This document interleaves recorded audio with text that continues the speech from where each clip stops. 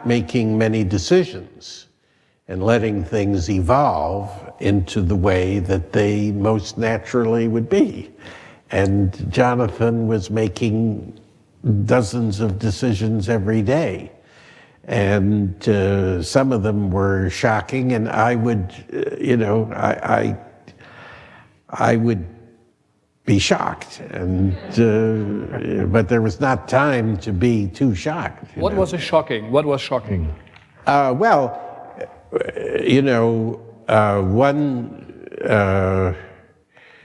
thing that was shocking, I mean, the simplest really, was that in the scene where I'm at the beginning, where I'm in the bed,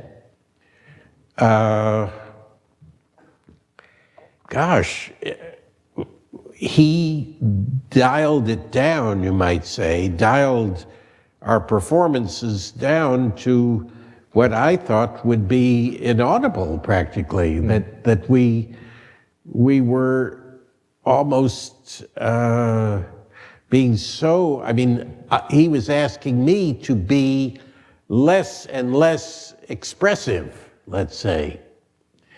And I couldn't believe it. I was flabbergasted. I couldn't believe that he was right. But, you know, I had to trust him because, you know, he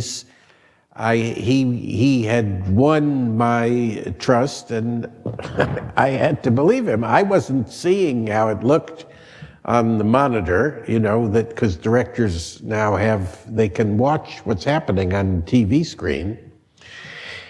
I just couldn't believe it, but I obeyed. And, you know, he was 100% right, of course. And then, you know, there were other issues of interpretation that, you know, shocked me, that were different from what we'd done, but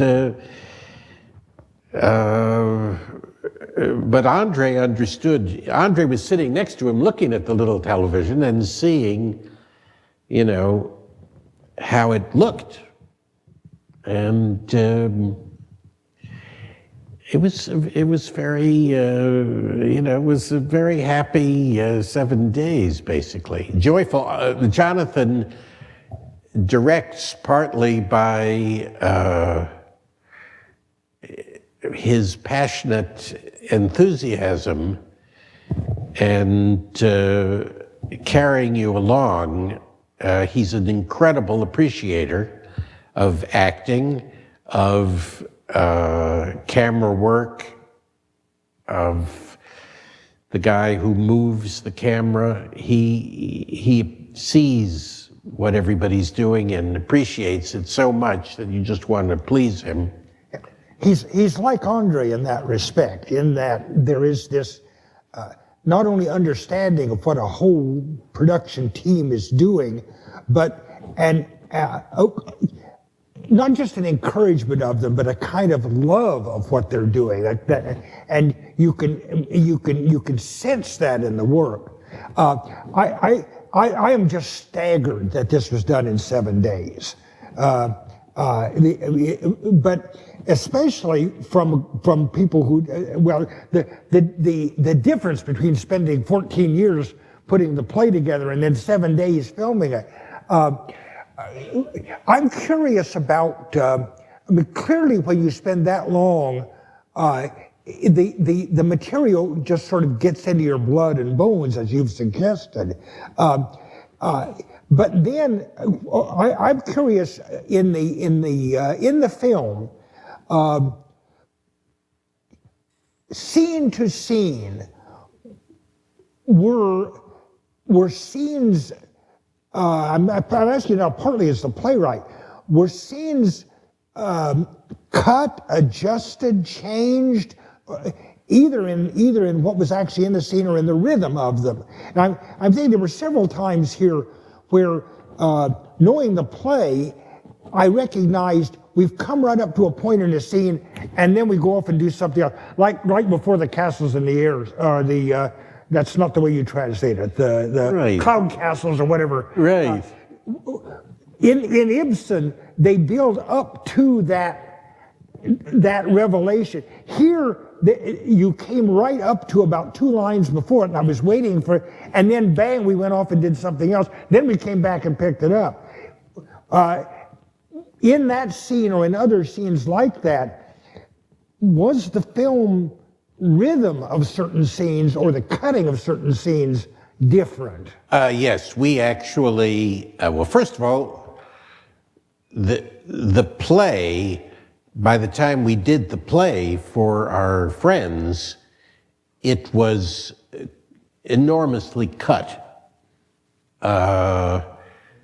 and changed. There were some changes. I mean, there are 2 scenes between Hilda and Solness in the last of what in the play is the third act. And we turned them into one scene, to be brutally frank. I mean, and then for the sake of the movie, I actually intercut certain scenes in the third act that were more, let's say, methodical in the play. But in the film, that was going to seem heavy. And I mean, I took the liberty of thinking, well, I've spent more time on this than Ibsen did, and so I have the right to, make some changes. I don't defend that. I mean, I wrote a little essay in the back of the book that is either on sale now or it will be in a couple of weeks, which is basically the text of the play, and I give as good a defense of myself as I can. And then, after the film was made, Jonathan and Tim Squires, the editor, cut the film a lot. They didn't change the order of events, but there are some, it was extremely cut. And, and we all participated in a way in that. I mean, the modern techniques enable a kind of graceful process that the editor and the director were alone in the room. So neither André nor I were howling or arguing or bothering them, but then they could send us, every once in a while, a DVD of where they were. I think I got 6 or 7 of them. And I wrote all my opinions in emails and sent them to Jonathan. Some were, some of the emails were greeted with hate. He didn't answer. And others, obviously, he agreed. And I was educated enormously by looking at these cuts. And of course, the reward for me was that my performance improved beyond what you could even imagine. as each cut would arrive, my talent as an actor increased. So I was so overjoyed, really, by that I looked forward to seeing these cuts. And some of the cuts of the text were unbelievably clever, so that honestly, I would say, oh, wow. Well, I mean, obviously in a film, you don't need as many words, because with the close-ups, you can make certain points unmistakably clearly. And you really don't need to say the thing. And of course, Ibsen did not have the opportunity to make a film. This play is so much in the mind that, I sort of think, oh, if film had been around, this would have been a film. Mm-hmm. I should say, by the way, when we're speaking of 14 years, the older actors were there at the beginning. Julie Hagerty, Larry Pine, the doctor, and me. The younger ones were children at that time. Right. So we started with a different group of actors, and then these had been with us, for 3 or 4 years, not 14. Yeah, I'm sure this will be a wonderful case actually to study, or hopefully you will keep the emails, the 6 or 7 cuts, and it will be a wonderful documentation for generations to come to study how to do this. Many regard Ibsen as the most significant playwright in Shakespeare in that time, leading up to him, his radical inventions that really profoundly changed theater, Western theater. He's the father of realism to bring it on stage. Yet in this film, in a way, we learned it was almost like a magical realism. Wishes, dreams, dolls. We all knew Peer Gynt. He delved deeply into this, but people thought, oh, it was a sin of his youth, and he was still finding himself. But, and that's a question also for you, Marvin. Is he actually a surrealist? Is he a magic realist? Or that I think this is quite a discovery. Well, Ibsen scholars divide his career into particular periods, and the period that everybody knows is what's called his middle period, although he was getting fairly old by the time he got to his middle period. But that is the plays between Doll's House and The Master Builder, and those are Ghosts and Doll. They're the ones that everybody knows, Doll's House and Ghosts particularly, and Hedda Gabler's in the same style, though it comes a little later. And when people say Ibsen as a realist, they're thinking of those plays, but very clearly, starting with The Master Builder, he has decided that for real realism, you've got to get inside the mind in a way that later on not the same way, but for the same motives that the symbolists and expressionists begin to do non-realistic things in order to more carefully reflect what's going on. And so after The Master Builder, then you get plays like Rosmer's Home and When We Dead Awaken that are all full of people like this, you said surrealistic. Well, not in the literal sense of surrealistic, but practically, yes, it is a kind of hyper-realism. It's a realism that is inflected by dreams and visions and getting inside getting inside. It's Virginia Woolf realism. I mean that's but it is a mischaracterization of Ibsen to say. I mean, he is a great realist, but say that's all he is, because he's also he was one of the first people who moved beyond realism into that other kind of world. As we were talking about the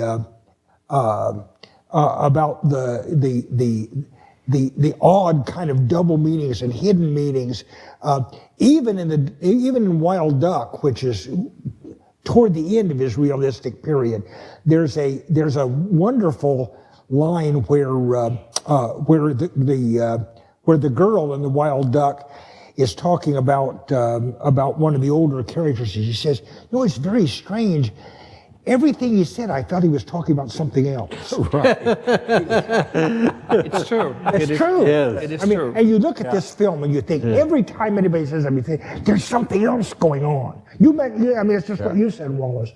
But that's something that already by The Wild Duck, he's thinking that way. That nobody ever says exactly what they're thinking. Yeah. Almost like in physics, where we say it's the dark matter, 70 or 80% that exists is invisible to us. Right. Before we come to you, just maybe one question: why this play? If you knew you spent so much time, why not another one of the Western canon or the American? Why? Why you said I'm going to work on this?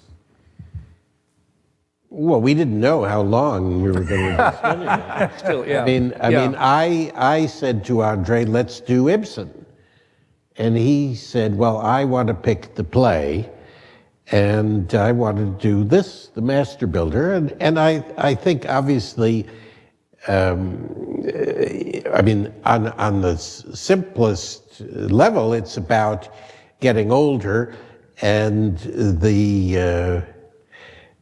I would say, the resentment that the Master Builder has toward Ragnar and toward younger people is really a displaced resentment toward the fact that we didn't do anything wrong, and yet we're being kicked out of the earth. We're going to be punished by death even though we didn't do anything.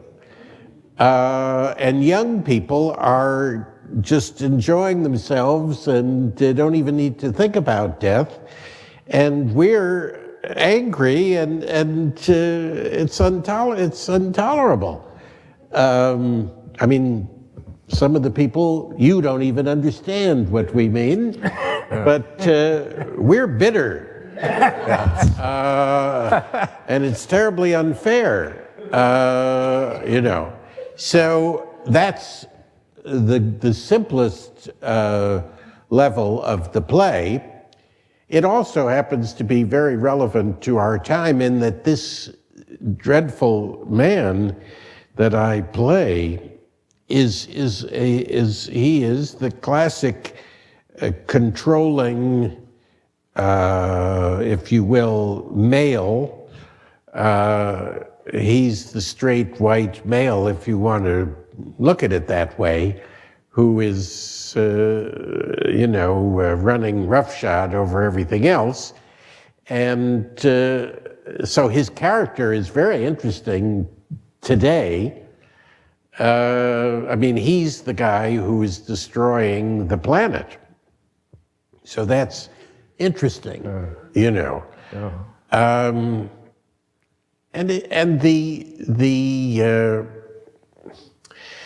I don't know, it's also morally so interesting because you can see that Ibsen is wrestling with these issues. In a way, if you watched only the first half of the play, you would say, well, he's kind of making fun of Mrs. Solness and her obsession with obligation. He's kind of mocking that. But by the time you get to the end of the play, well, she's rather amazing. Yeah. She's the one you have to truly admire. And even for a moment, Hilda is saying, well, you really should live for your obligations. Right. And it's obviously Ibsen this is the time of Nietzsche and people thinking, no, I'm not going to live for my obligations. I want to live for joy and happiness. And Ibsen didn't resolve these issues. He was wrestling with them. It's so amazing what you say about Mrs. Solness is a large example of what happens in the play down to the tiniest moment, which is you get a statement in that direction, and then you get a statement in that direction. Yes, exactly. But I mean, the fire in the house was started by this crack in the chimney. The fire in the house wasn't. You know, and it all goes back and forth.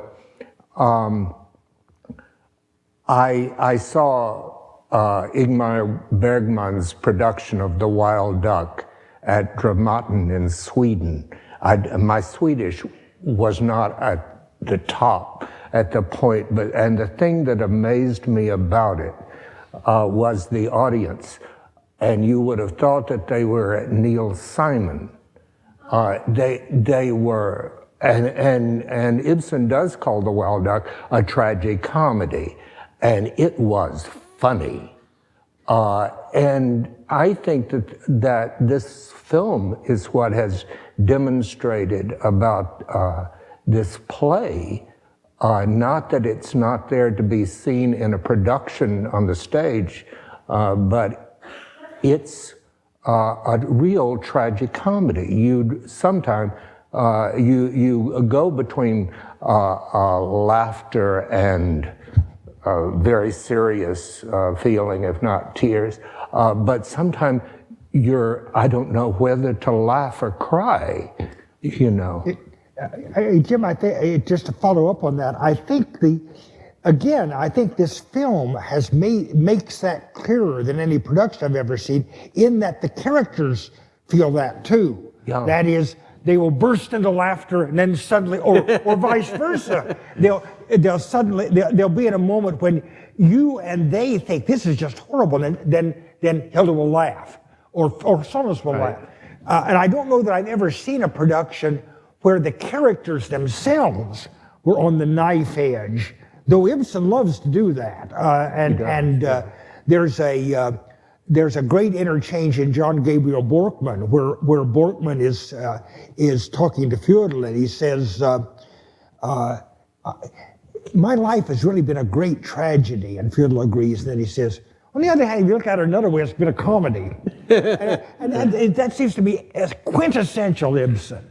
Yes. Maybe especially in The Wild Duck, but I think you're quite right. It's there everywhere. And here, truly, it's the first time where I've ever seen the actors reflecting that ambiguity. Yeah, and Julie Hagerty does too. She's also, it is translated with the intention that all the characters are quite smart,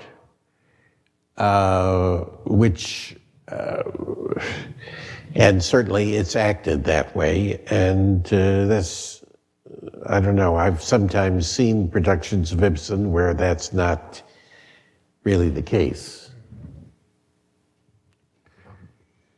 We went a bit over time, so I think perhaps we leave it at this. I think it's one of the great stage film adaptation of a play that I have ever seen.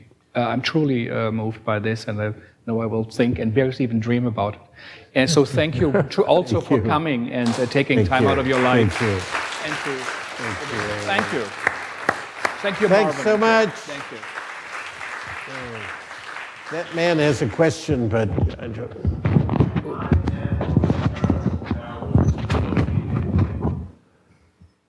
Look around, handful of people. You mentioned this film is the only copy. The amount of love and work which went into the extraordinary results. And there is not a prayer, not a hope that any distributor would ever put it into the public. Maybe Rocco, you can answer this. He says... How come this is the only copy in the world, while the only people we can see that? There will be more copies. It's just at this moment. The film comes out next month. It's before the national release, so that is good. So it will be released on... Yes. Yeah. Yeah. No, I think we have to. I'm sorry. So thank you all for coming again. Yeah. Thank you. It'll be at the Film Forum on July the 23rd Right. for 2 weeks. And more, I hope. Okay, you want to set me loose here?